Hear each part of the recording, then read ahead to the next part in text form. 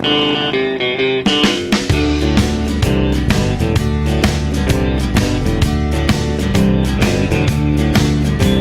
me whiskey, I'm gonna drink it. Break my hook, I'm gonna sink it.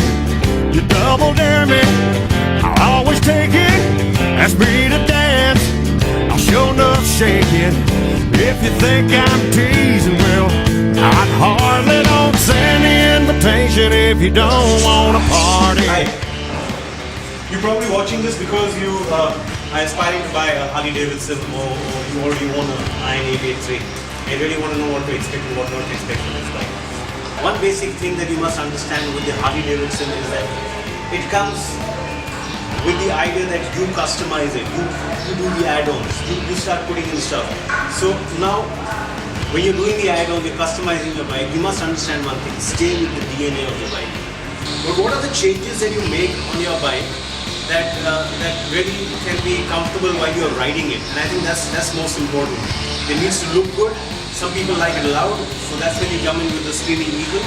They're loud. I'm told it really pushes the pickup and stuff. I really haven't witnessed it. But the one problem that you could have is if you start thinking of getting Screaming Eagle, an air filter with it, you might need to remap your engine. Now that costs again a lot of money.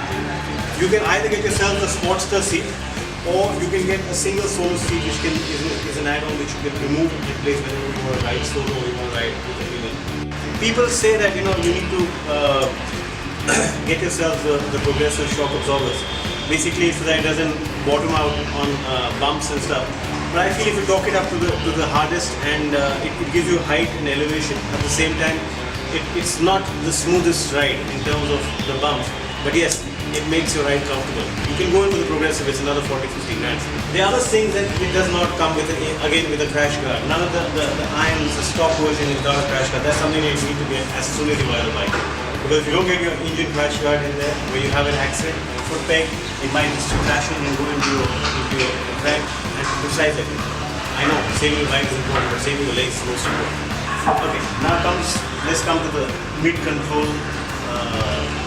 Or you have the forward control in the good iron that I have here. Mid control, very good for sitting, because you're stopping, you're moving, so it's easier to put your leg down and sit back and ride. It doesn't tire you out.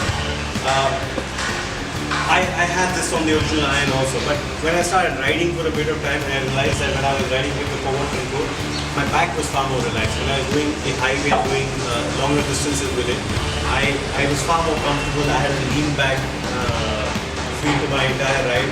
It gave me a lot of comfort while riding and gave me the ease to enjoy the ride. Not much of modification happens, it's just 4 or 5 nuts that have to be replaced and you can shift your forward mid to forward control. I stayed with the DNA of my bike. I wanted my bike to be as close to what I had bought it for who she looked like and what she looked like and what she felt like. And that's the reason why I've stayed with the stock on one of the older iron that I have, and I've gone for an RSD on the new iron. Now the RSD again is not like a mini app where you're riding up over there. It does not change the entire look. It keeps the look of the bike and the DNA of the bike quite similar to what it was when you bought it. But what happens with this is, first of all, it looks cool. You can't forget the basic fact, even of the guys who own the fat boss, all the things. You have an iron passing you, they stop to look. They stop to hear the purr with the engine. They stop to look at what the bike is. Now this adds to that. It looks super cool. And but when you buy it, now you must understand one thing. You're fitting in the new handles onto the bike. You need to get another clutch cable that goes on. You need to get a new brake cable because it's far higher, so it's a longer cable that goes in. That's another thing that you have to get. So besides the cost of putting in the handle, you're going to get the cost of the cables which are going to be. Then comes in the grips which come in. You might want to get the Harley Davidson insignia on the thing, or you want to have a petrol tank cap chain. Now this is again something that you need to buy. So you must know that it costs another 40-50 grand to get this other stuff which comes with it.